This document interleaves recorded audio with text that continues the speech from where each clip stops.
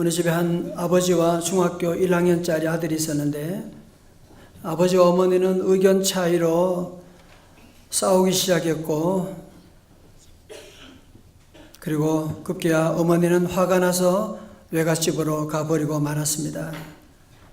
아버지 아들 둘만 남게 되니까 아버지가 아들 도시락도 싸줘야 되고, 아버지가 아들 도시락을 싸줄 만한 게 별로 없지 않습니까? 그래서 늘 흰 밥에다가 김치 그리고 계란 후라이가 전부였습니다. 아들은 그것이 부끄러웠고 다른 친구 엄마들이 싸주는 도시락이 늘 부러웠습니다. 그러한 부러움은 아버지와 어머니에 대한 미움으로 변해서 급기야 도시락과 반찬을 먹지 않고 쓰레기통에 부어 버렸습니다. 그리고 빗나가기 시작하던 어느 날 쓰레기통에 도시락을 쏟아버리다가 밥 속에 작은 쪽지를 보게 되었습니다. 그것은 아버지가 남긴 메모였습니다. 아들아, 정말 미안하다. 이렇게 너의 마음을 아프게 하여 정말 미안하다. 그리고 사랑한다. 우리 조금만 견디자. 그 편지와 함께 비닐로 꼭꼭 싸맨 3만 원을 보는 순간에 하염없이 눈물이 흘렀습니다. 사랑받지 못한다는 생각에 빗나가고 있었는데 아버지가 자신을 사랑하고 자기 때문에 너무 가슴 아파하고 있다는 사실을 깨닫고 내가 이러면 안 되지. 그는 다시 정신을 차리고 기도하고 공부하기 시작했다고 하는 그런 얘기였는데요. 오늘 본문에 등장하는 이 다윗과 그의 아들 압살롬과의 관계는 전혀 그렇지 못하고 끝까지 평행선을 그리고 있습니다. 오늘 말씀의 배경을 우리가 잠깐 살펴보는 것이 중요한데요. 압살롬은 다윗의 아들 가운데도 정말 잘생기고 아버지의 특별한 사랑을 받는 아들이었는데 이들의 관계를 어그러뜨리는 한 사건이 일어나게 되었습니다. 그것은 이복 형인 암논이 압살롬의 누인 다말을 사랑한다고 하면서 그만 사고를 치고 말았습니다. 그런데 더 속상한 것은 이런 것을 다 알면서도 그 아버지는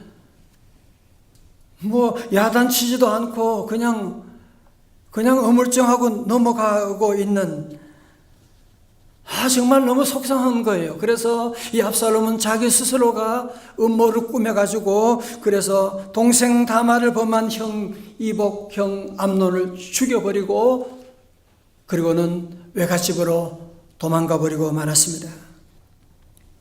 이때부터 압살롬은 왕궁을 떠나서 피신하는 신세가 되었고, 시간이 좀 지나서 이제 다윗의 측근이었던 요압 장군이 주선해서 압살롬이 다시 궁으로 돌아오게 됩니다.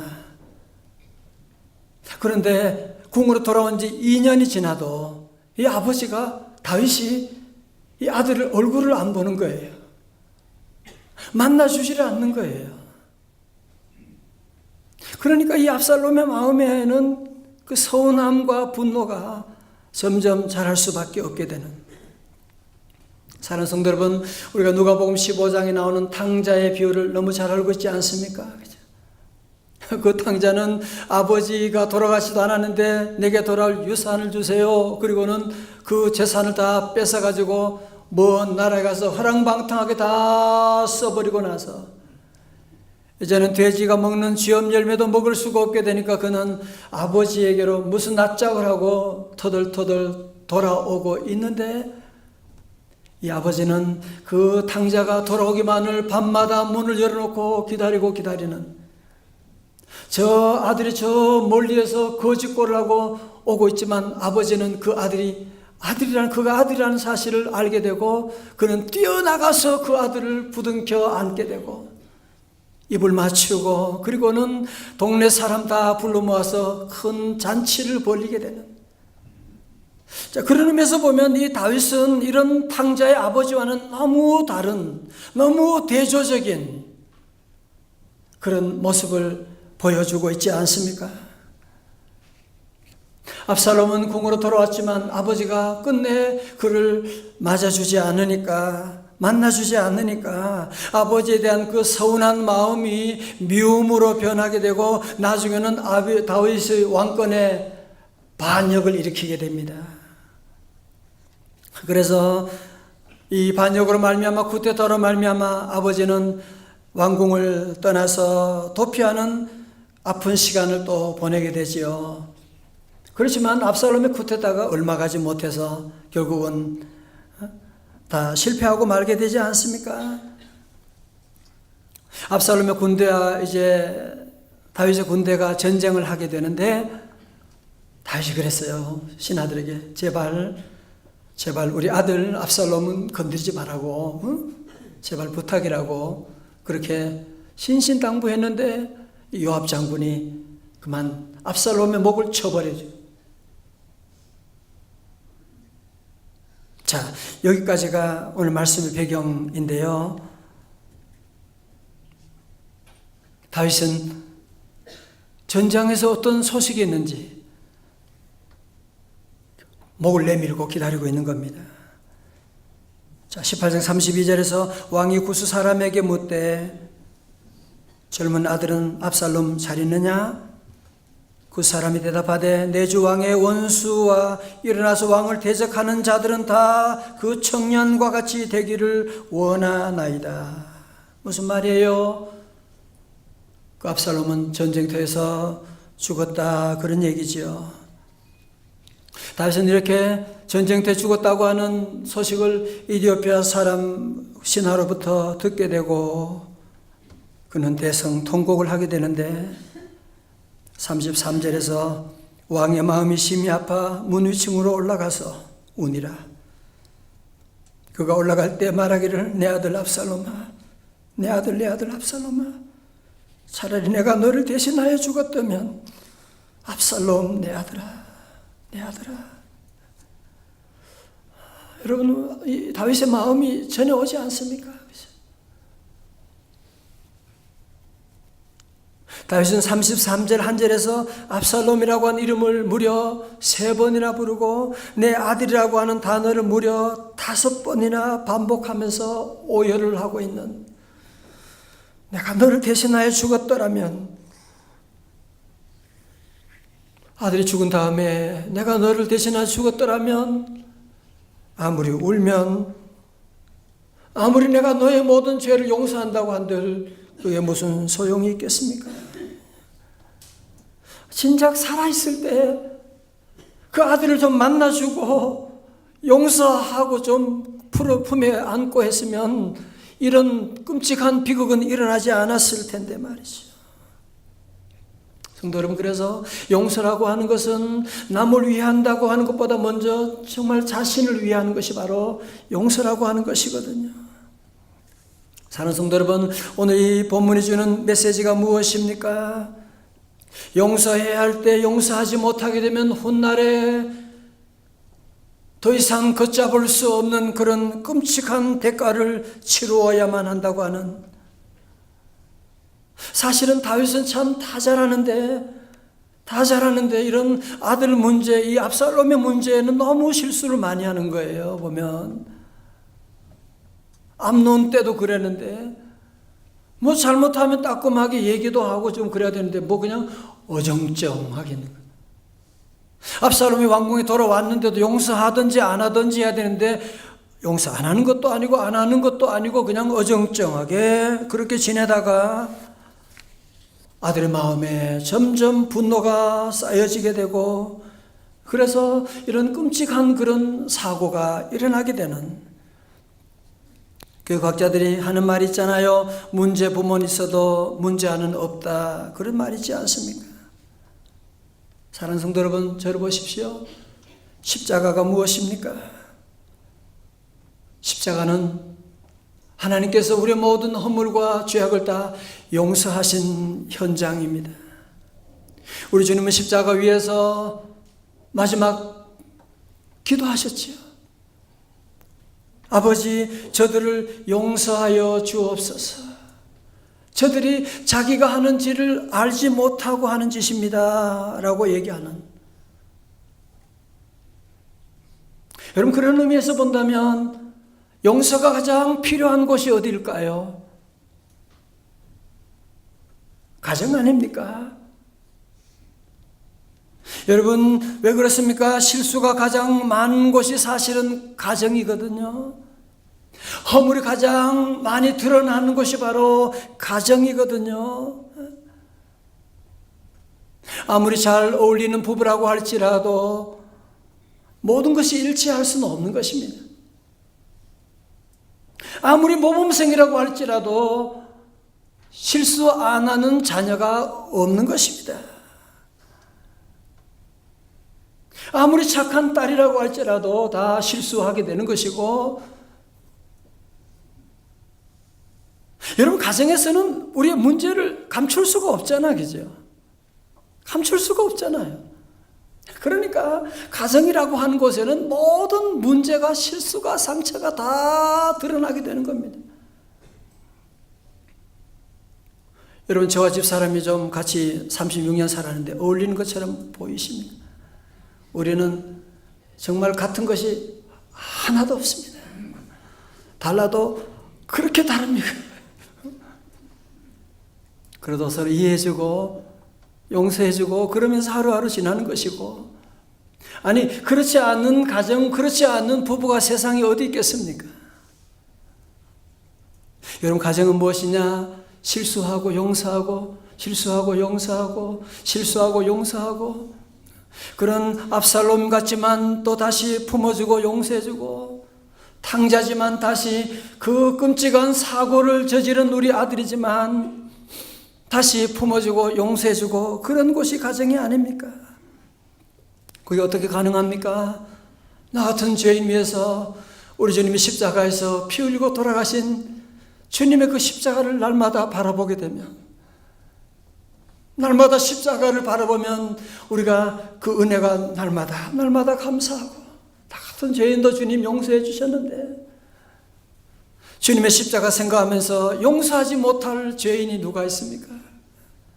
다 그래도 나보다는 나은 사람들이잖아요. 용서하지 못할 죄가 어디 있습니까? 주님의 십자가 생각하면 용서하지 못할 죄가 없지 않습니까? 그런데 이상하게 우리는 용서보다는 작은 허물도 심판하려고 하는, 언제부터 우리는 이 심판하는데 아주 대단한 전공을 가지고 얘기할 때가 얼마나 많습니까? 아버지 품에 안기다라의 저자 잭 프로스트 목사님은 열심히 사역하는 것이 그의 삶의 최선이라고 생각했지만, 사랑받지 못한 상처로 인해서 그의 가정 역시 말할 수 없는 고통을 겪어야만 했습니다. 책에서 그는 이렇게 고백합니다. 군인 출신이었던 아버지는 늘 자신에게 엄하게 대했고, 강제로 자신의 머리를 깎아버린 아버지에 대한 반항으로 어느 날 집을 나가 마약을 파는 가게에서 일하게 되었습니다. 그리고 마약 중독자가 되어버렸습니다. 아버지는 끊임없이 자신의 가게로 찾아왔지만 늘 아버지를 피해 다녔습니다. 1년의 시간 동안 적어도 400번 이상을 찾아온 아버지를 거절했던 아들이었습니다. 아버지의 인정도 받지 못했고, 그 후에도 끊임없이 자신을 사랑한다고 고백했던 아버지의 사랑도 받아들이지 못한 그는 상처를 안고 살아가야 했습니다. 그 상처로 인해서 나중에 목회자가 되어도 친밀한 관계가 무엇인지를 몰랐고, 열심히 사역은 했지만 자신이 받은 상처와 같은 상처를 아내와 자녀들에게, 심지어 교우들에게까지 물려주고 말았던 것입니다. 그던 그의 아픔 가운데 다가오신 하나님의 사랑이 있었습니다. 그는 어느 날 누가복음 15장의 탕자의 비유를 읽으면서 그 탕자를 향한 그 아버지의 그 사랑, 하나님이 나 같은 죄인도 사랑하신다고 하는 그 놀라운 사랑을 그가 받아들이게 되면서, 그러면서 그는 하나님의 그 사랑을 받아들이고, 그러면서 그 아버지의 그 사랑을 받아들이고 아버지를 용서하게 되고, 그리고 자신까지도 용서하는 그 놀라운 사랑을 회복하면서 그가 놀라운 사역의 기쁨을, 성취를 이뤄나갔던 것을 기록하고 있습니다. 자, 저를 보세요. 저도 어릴 때는 부모님의 마음을 몰랐지요. 제가 부모 되어 보니까, 어릴 때는 이해 못했지만 부모가 되어 보면 부모도 아픔이 있는 것이고, 부모도 부족한 것이 많이 있고 다 그렇거든요. 부모가 사랑한다고 하지만 사랑이 부족함도 있는 것이고 누구나 다 그런 것이거든. 여러분, 그래서 우리는 늘 하나님 아버지께 나와야 돼요. 하나님 아버지 앞에 나와서 주님의 그 사랑을 여러분이 받아들이고, 인간적인 사랑이라고 하는 것은 다 한계가 있습니다. 아무리 잘해주는 아무리 대단한 부모라고 할지라도 다 한계가 있고 부족함이 있는 것이고, 그 사랑에는 또 부작용이 따르게 될 수밖에 없고. 여러분, 그래서 우리는 늘 주님께 나와야 돼요. 그래서 하나님의 사랑을 늘 받아들여야 돼요. 하나님의 사랑, 하나님의 크신 사랑 하늘로서 내리사. 로마서 5장 8절에 말씀합니다. 다 같이요, 시작. 소망이 우리를 부끄럽게 하지 아니하면 우리에게 주신 성령으로 말미암아 하나님의 사랑이 우리 마음에 부은 바 됨이니. 아멘. 성령으로 말미암아 하나님의 사랑이 우리 마음에 부은 바 됨이니. 여러분, 좋은 부모가 되길 원하십니까? 여러분의 사랑으로 하는 것은 한계가 있지 않습니까? 정말 꼴도 보기 싫을 때가 있고 너무 화날 때가 있고, 그러다가 큰 실수할 때도 있고 해서는 안 되는 말을 할 때도 있는 것이거든요. 그래서 우리는 늘 주님 앞에 나와 하나님, 내 안에는 사랑이 없습니다. 하나님의 사랑을 내게 부어 주옵소서. 늘 하나님의 사랑을 여러분이 받아야 돼요. 하나님의 사랑을 받아서 그 사랑을 자녀들에게 나누어주고 베풀고 회사에 가서 베풀고, 그래야 우리가 승리하며 주의 일을 감당해 나갈 수가 있습니다. 사랑하는 성도 여러분, 왜 이 사랑과 용서가 이렇게 중요한 것입니까? 아마 여러분 가운데도 이번 어버이날에 부모님 때문에 기쁜 분도 계셨고, 또 어버이날만 되면 부모님에 대한 상처가 더 드러나서 고통받은 분도 계셨을 것입니다. 그러나 여러분 꼭 기억하십시오. 우리 부모가 우리 자녀들에게 축복의 통로라고 지난주에 말씀드렸습니다. 그렇다면 우리 부모님도 나를 향한, 부모님도 나에게 축복의 통로가 되는 것이거든요. 그런데 축복의 통로가 막혀버렸다. 나 부모 보지도 않아. 부모는 싫어.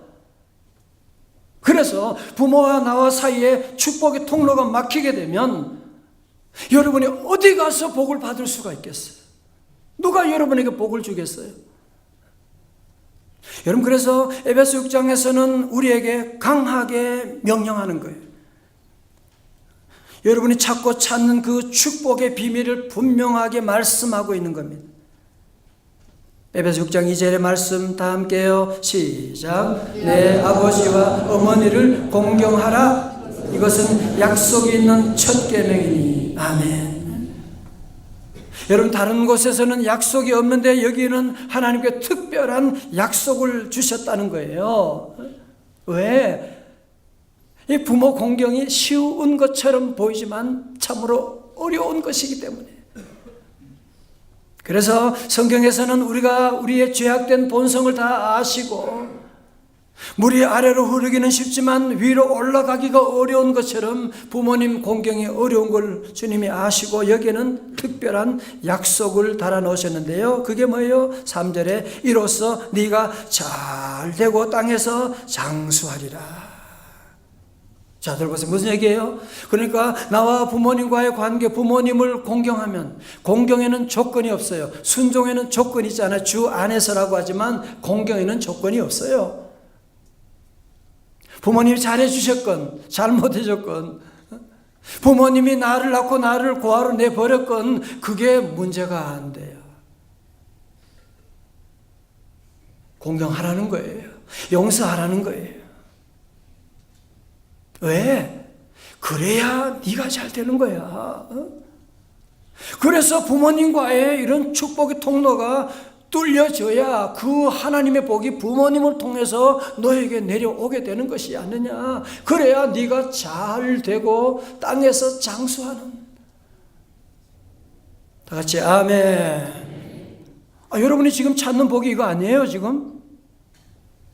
여러분 지금 찾는 복이 이거 아니에요? 잘 되고, 사업도 잘 되고, 땅에서 건강하여 장수하게 되고, 이거 복, 이런 복 찾는 거 아니에요? 그 복을 여기에 명령하셨다니까요. 우리 찬양대 귀한 찬양 정말 큰 은혜가 되고요. 여러분, 그래서 우리 모든 성도들은 늘 이런 용서하는 부모님께 효성을 다하고, 그게 여러분이 잘 되는 비결이 거기 있어요. 자녀들에게만 잘하면 그건 축복의 통로에 막혀 있는 거 여러분 모르시고, 자녀들에게만 잘하면 그러니까 안 되는 거예요. 위로부터 집안에 축복의 통로가 펑 뚫려가지고, 그러면 자손 대대로 놀라운 은혜가 임하게 되죠. 여러분, 그래서 우리 주님은 주기도문을 가르치면서도 일용할 양식을 구하는 기도 다음에 두 번째로 뭘 기도하라고 했어요? 마태복음 6장 12절에 시작. 우리가 우리에게 죄 지은 자를 사하여 준 것 같이 우리 죄를 사하여 주시옵고. 그죠? 그래서 여러분 기도하면서도 매일매일 우리가 죄 지은 자를 다 용서하여 주고, 먼저 용서해 주고, 주여 나의 모든 죄를 용서하여 주옵소서. 다시 말해서 축복의 통로가 뚫려지게 하여 주옵소서. 그거죠. 용서가 없으면, 여러분 인간관계도 용서가 없으면 마치 전화선이 끊어진 것과 같은 거죠. 여러분 친구관계도 교우관계도 부모와 자녀 관계도 용서가 되지 않으면 모든 관계는 끊어지게 되는 겁니다. 축복의 통로는 막혀지게 되는 것입니다. 불통하게 되는 것입니다. 성경은 그래서 우리 주님은 용서에 대한 말씀을 곳곳마다 말씀하시고, 특별히 마태복음 18장 22절에서는 뭐라고 하셨어요? 예수께서 가르사대 내가 네게 이르노니 7번뿐 아니라 7번씩 70번씩 7번이라도 할지니라. 무슨 얘기예요? 490번만 하라는 것이 아니라 4만 번 아무리 죄를 지어도, 아무리 실수해도, 아무리 그가 압살롬 같은 짓을 했다고 할지라도, 아무리 탕자같이 우리 집안을 다 재산을 다 축냈다고 할지라도 어떻게 해요? 용서하라는 거예요. 왜? 그것이 여러분이 사는 길이고 여러분이 축복받는 길이거든요. 압살롬 같은 사람일지라도, 탕자 같은 사람일지라도 용서하는, 여러분의 가정이에요. 이런 실수를 받아들일 수 있는 그런 가정, 이것이 바로 십자가가 세워진 가정이요, 이것이 바로 복음적인 가정인 줄로 믿습니다. 성도 여러분, 여러분은 실수했을 때, 상처받았을 때 돌아갈 가정이 있으십니까? 아니, 여러분의 자녀들은 실수했을 때, 내가 사고 쳤을 때 그래도 돌아갈 집이 있다고 그렇게 말하고 있습니까? 요즘 우리 사회에 정서적으로 불안정한 삶을 살아가는 사람들이 너무너무 많이 있지 않습니까? 정서불안, 고립감, 우울증. 왜 이런 일이 있느냐? 돌아갈 가정이 없기 때문에 그렇습니다. 집에 가서 죽으려고 맞아 죽는데, 집에 가서 아내에게 이런 얘기하면 다시는 같이 안 사. 남편에게 이런 얘기하면, 엄마에게 이런 얘기했다가는 다리 몽둥이 부러질 텐데. 그래서 얼마 전에는 왕따 당하고 있으면서도 부모님한테도 얘기 못하는 거예요. 그래서 아파트에 자살해서. 아니 여러분, 우리 가정은 어떤 허물이라도 어떤 실수라도 다 받아들일 수 있는 그런 가정. 여러분, 누가복음의 탕자의 복은 뭐예요? 그가 그렇게 못된 짓을 했지만 그래도 내가 돌아갈 집이 있다고 하는, 그래도 아버지의 넓은 품이 있고 아버지의 용서가 있고 아버지는 그래도 나를 품어줄 거라고 하는 그 마음을, 믿음이 있기 때문에 아버지께 돌아갈 수가 있었고, 그렇기 때문에 더 이상 그는 탕자가 되지 않았던 것이거든요. 그러므로 여러분, 세상이 아무리 변한다고 할지라도 우리는 다시 성경에 나온 이 가정의 십자가 가정의 가치관으로 돌아가서 여러분 가정의 모든 허물들, 우리 가족들, 다시 말씀드리지만 허물과 실수가 가장 있는 그대로 리얼하게 노출되는 것이 바로 가정이거든요. 아니, 밖에서는 감출 수 있잖아요. 밖에서는, 회사에서는 감출 수 있거든요. 집에서는 감출 수가 없는 거예요. 그래도 받아들이고 데이비드 시멘스라고 하는 상한 심령의 치유를 위한 책을 많이 쓰신 분인데요. 저기 노트에 있습니다. 난 오랫동안 올바른 신앙을 가졌으나 정서적으로 문제가 있는 많은 성도들을 만났습니다. 그들과 상담하면서 그들이 그렇게 되는 가장 중요한 원인 두 가지를 발견했습니다. 첫째는 그들은 한결같이 무조건적인 하나님의 은혜와 용서를 깨닫지 못하고 받아들이지 못했기 때문입니다. 둘째는 무조건적인 사랑과 용서를 받았으면서도 남에게 베풀지 않았기 때문입니다. 자, 잘 보세요. 그래서 우리 성도들 늘 주님의 십자가를 보면서 하나님의 그 사랑, 지난주에 내가 정말 한 주간 동안도 못된 짓을 얼마나 많이 했지만 그래도 하나님은 나를 용서하셔. 하나님은 그래도 나를 너무너무 사랑하셔.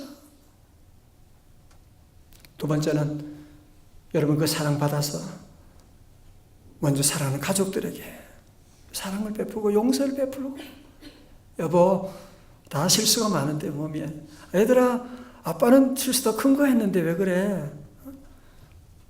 다 받아줘. 제가 지난주간 새벽에 말씀드린 적이 있습니다만 너무 감동적인 얘기라서 한 번 더 말씀드리겠습니다. 경북대학교 총장 지낸 박찬석 교수가 2002년 한국일보에 내 평생 잊지 못할 일이라는 제목으로 기고를 했습니다. 나의 고향은 경남 산천이다. 아버지는 가정 형편도 안 되고 머리도 안 되는 나를 대구로 유학을 보냈다. 대구 중학교를 다니는데 공부가 하기 너무 싫었다. 1학년 8반 석차는 68명 중에 68등 꼴찌를 했다. 부끄러운 성적표를 가지고 고향에 가는 어린 마음에도 그 성적을 내밀 자신이 없었다. 끼니를 제대로 잊지 못하는 소장농을 하면서도 아들을 중학교 보낼 생각을 한 아버지를 떠올리면 그냥 그렇게 있을 수만은 없었다. 그래서 잉크로 기록된 성적표를 68명 중에 1등으로 고쳐 아버지에게 보여드렸다. 아버지는 보통 학교 다니지 않았으므로 내가 1등으로 고친 성적표를 알아차리지 못할 것으로 생각했다. 대구로 유학한 아들이 집으로 왔으니 친지들이 몰려와 찬석이는 공부를 잘했더냐? 아버지는 앞으로 봐야지. 이번에는 어쩌다 1등 했지만. 그러자 동네에서 자네는 자식 하나 잘 뒀구만. 1등 했으면 한 등 내야지. 당시 우리 집은 동네에서 가장 가난한 살림이었다. 이튿날 강에서 목욕을 하고 집에 오니 아버지는 단 한 마리뿐인 돼지를 잡아 동네 사람들을 모아놓고 잔치를 하고 있었다. 그 돼지는 우리 집 재산 목록 1호인데 기가 막힐 일이 벌어진 것이다. 아버지하고 불렀지만 다음 말을 할 수가 없었다. 그리고 나는 달려나갔다. 그 뒤로 나를 부르는 소리가 들렸다. 겁이 난 나는 강으로 나가 죽어버리고 싶은 마음에 물속에서 숨을 안 쉬고 버티기도 했고 주먹으로 내 머리를 내리치기도 했다. 충격적인 그 사건 이후로 나는 달라졌다. 항상 그 일이 내 머리에 맴돌고 있었기 때문이다. 그로부터 17년 후에 나는 대학 교수가 되었다. 그리고 나의 아들이 중학교 입학했을 때, 그러니까 내 나이 45세 되던 어느 날 부모님 앞에 33년 전에 일을 사과하기 위해 어머니 저 드릴 말씀이 있는데요. 저 중학교 1학년 때 1등은 말을 시작하는데 옆에 계신 아버지가 알고 있었다. 그만해라. 네 아들 듣는다. 자식의 위조한 성적을 알고도 재산 목록 1호인 돼지를 잡아 잔치를 하신 부모님의 그 마음을 박사이고 교수이고 대학 총장인 나는 아직도 감히 알 수가 없다. 성도 여러분, 여러분 같으면, 우리 같으면 어떻게 했을까요? 어디 자식이 아버지를 무시했고 보통 학교도 안 나왔다고 무시하고 속여? 너 이리 와. 몽둥이로 다리를 아주 부러뜨려 놓고, 너 같은 놈은 싹수가 노래. 너 같은 놈은 학교 가지 마. 이런 놈을 내가 빚내가지고 학교 보내? 그리고 동네 사람들에게 우리 아들이 사실은 1등이 아니고요, 꼴등했는데요. 그랬다면 여러분, 이 아들이 어떻게 됐을까요? 그죠? 한 번의 실수로 말미암아 평생 그는 폐인이 되어서 그는 역사 가운데 사라져버리고 말하지 않았겠습니까? 사랑하는 성도 여러분, 혹시 여러분 가운데 이런 압살롬과 같은 아들, 딸 때문에 내 아들아, 내 딸아 하고 울고 있지는 않으십니까? 혹시 아들 여러분 부모님과 관계가 아직 막혀 있는 그런 분 혹시 계시지 않습니까? 다윗처럼 용서할 때 용서하지 못하고 지나서 후회한들 무슨 소용이 있습니까? 부모님이 돌아가신 다음에 아무리 용서하고 찾아간들 무슨 소용이 있겠어요? 성도 여러분, 오늘 시간 우리 십자가의 주님의 그 놀라운 사랑 용서 다 받아들이고, 그리고 나도 주님의 십자가 사랑을 받아서 형제 자매들 사랑하고 용서해주고, 따끔하게 안 해도 괜찮아요. 싹수를 잘라버리고 그러지 말아요. 이해하고 용서하고 모른 척하고, 그리고 하나님께 나와 기도하는 거죠. 하나님, 은혜 내려주세요. 우리 아들이 저렇게 거짓말을 하고 있는데, 우리 남편이 저런 문제가 있는데 하나님 은혜 내려달라고 기도하고 나가면 우리 하나님은 반드시 회복시켜주는 놀라운 역사 임할 줄로 믿습니다. 다시 여러분 모든 가정마다 용서의 십자가를 다 세워나갈 수 있기를 주님의 이름으로 축원합니다. 우리 함께 시간 다 일어나셔서 이런 다윗과 압살롬의 마음을 녹여놓은 찬송이 있더라고요. 내가 먼저 손 내밀지 못하고, 내가 먼저 용서하지 못하고, 내가 먼저 웃음 주지 못하고 이렇게 머뭇거리고 있네. 이렇게 머뭇거리고 있는 다윗이 그랬거든요. 그가 먼저 손 내밀길 원했고, 우리 한번 같이 한번 찬양하시겠습니다.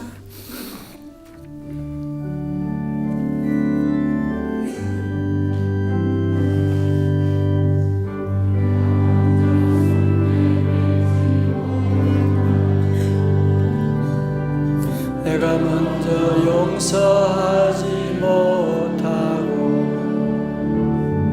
내가 먼저 웃음 주지 못하고 이렇게 머뭇거리고 있네. 그가 먼저 손 내밀기 원했고, 그가 먼저 용서하길 원했고, 그가 먼저 웃음 주길 원했네. 나는 어찌된 사람인가. 오 간교한 나의 입술이여, 오 옹졸한 나의 마음이여, 왜 나의 입은 사랑을 말하면서, 왜 나의 마음은 화해를 말하면서, 왜 내가 먼저 져줄 순 없을까? 왜 내가 먼저 손해볼 순 없을까? 오늘 나는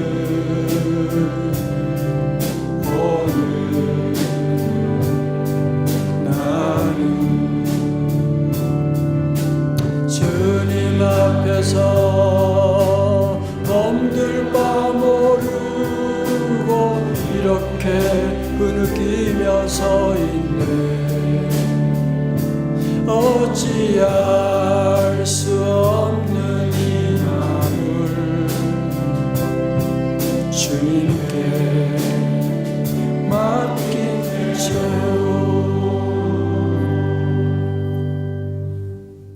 아버지 하나님, 내가 먼저 손 내밀지 못하고 내가 먼저 용서하지 못하고 늘 머무르거리고 있는 하나님이 죄인입니다. 그리고 지나서 후회하고 눈물 흘리는 어리석은 삶을 살 때가 많았습니다.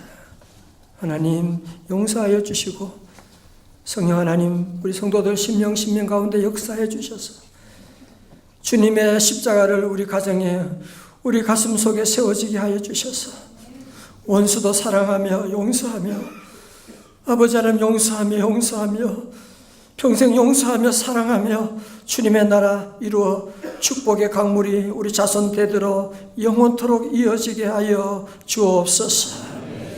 예수님 이름으로 기도드리옵나이다. 아멘.